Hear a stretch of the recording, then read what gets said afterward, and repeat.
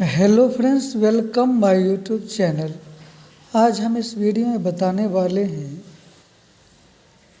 अधिगम का अर्थ या इसी को सीखना या सीखने का अर्थ कह सकते हैं अंग्रेजी में मीनिंग ऑफ लर्निंग। तो मेरे साथ वीडियो के अंत तक बने रहिए। हम जानेंगे कि सीखना किसे कहते हैं, उसका क्या अर्थ होता है। जैसे कि आप ऑन स्क्रीन देख रहे हैं, सीखना या अधिगम एक व्यापक, सतत एवं जीवन पर्यंत चलने वाली प्रक्रिया है। सबसे पहले क्या है कि व्यापक। सीखना क्या है कि व्यापक, बहुत विशाल अर्थों में इसको लिया जा सकता है और सतत, निरंतर, सतत, जिसको निरंतर भी कह सकते हैं। और क्या, जीवन पर्यंत। ये जो है जीवन भर कुछ न कुछ मानव, प्राणी, व्यक्ति वातावरण से कुछ न कुछ सीखता है। इसलिए इस प्रक्रिया को हम जीवन पर्यंत चलने वाली प्रक्रिया कह सकते हैं, क्योंकि वातावरण में मनुष्य जीवन पर्यंत कुछ न कुछ नई जानकारी, नई वस्तु, विषय को सीखता है। मनुष्य जन्म के उपरांत ही सीखना प्रारंभ कर देता है। मनुष्य कब से उसका सीखना प्रारंभ होता है? जब से इस धरती पर आता है शिशु के रूप में, तो उसके बाद ही कुछ न कुछ सीखना प्रारंभ कर देता है और जीवन भर कुछ न कुछ सीखता है। धीरे धीरे वह अपने को वातावरण में से समायोजित करने का भी प्रयत्न करता है। सबसे पहले तो बालक जन्म लेता है, तो जन्म के बाद यहाँ के वातावरण या जो है टेम्परेचर के साथ वह समायोजित करता है।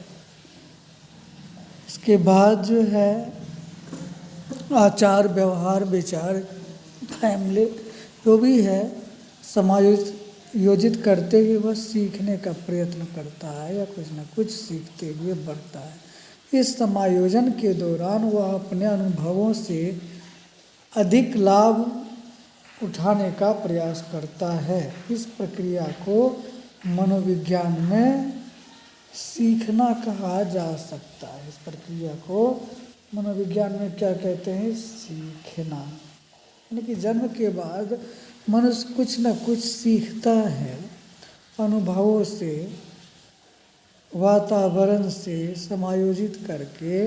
तो इसी प्रक्रिया को मनोविज्ञान में सीखना कहते हैं। जिस व्यक्ति में सीखने की जितनी अधिक शक्ति होती है, क्या होता है कि हर में व्यक्तियों में अलग अलग सीखने की क्षमता, कैपेसिटी होती है। किसी में कम, किसी में ज़्यादा। जिसमें ज़्यादा होती है वह ज़्यादा सीख लेता है कम समय में।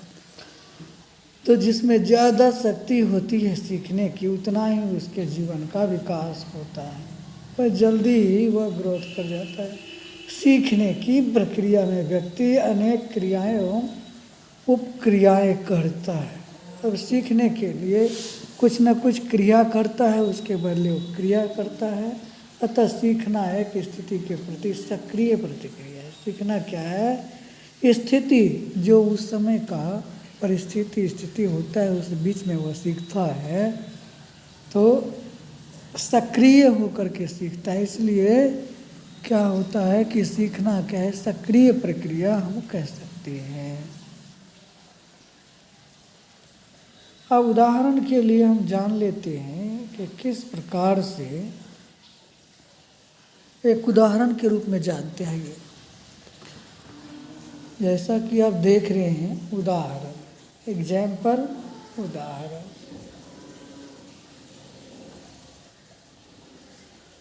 उदाहरण क्या है?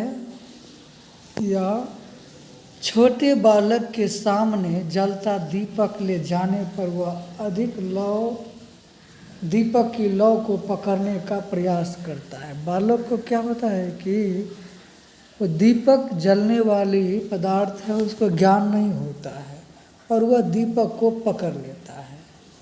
बालक को इतना ज्ञान नहीं होता है कि ये पकड़ेंगे तो मैं जल जाऊंगा, तो वह दीपक को पकड़ लेता है। इस प्रयास में उसका हाथ जलने लगता है। स्वाभाविक है, आग को पकड़ेगा तो जलेगा। अब क्या हुआ कि बच्चे को दर्द होता है, इसके बाद वह हाथ को पीछे खींच लेता है। जब वह जलता है या जलने लगता है या उसको गर्मी का एहसास होता है, तुरंत वह हाथ को पीछे खींचता है। पुनः जब कभी उसके सामने दीपक लाया जाता है तो वह अपने पूर्व अनुभव के आधार पर लौ को पकड़ने के लिए हाथ नहीं बढ़ाता है। जब एक बार बालक का हाथ जल जाता है या गर्मी के कारण दर्द होता है, फिर दीपक को देखकर बालक को अनुभव हो जाता है कि यह जलने वाली वस्तु है। दीपक क्या है?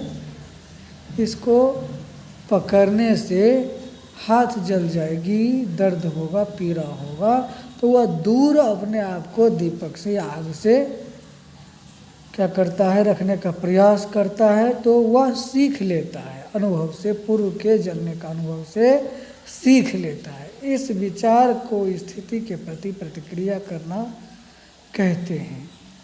अब क्या है, पहले जिस दीपक को छूने से जल गया, दूसरी बार दीपक को लाया जाता है तो वह प्रतिक्रिया करता है। क्या प्रतिक्रिया करता है कि पहले तो जल चुका है तो नहीं पकड़ता है। यही हुआ सीखना। दूसरे शब्दों में कह सकते हैं कि अनुभव के आधार पर बालक के स्वाभाविक व्यवहार में परिवर्तन हो जाता है। अब क्या होता है कि बालक के व्यवहार में अनुभव के आधार पर परिवर्तन हो जाता है, वह फिर दोबारा उस दीपक को नहीं पकड़ता है। दोस्तों, यदि वीडियो पर आप पहली बार वॉच कर रहे हैं तो मेरे चैनल को सब्सक्राइब कीजिएगा। धन्यवाद।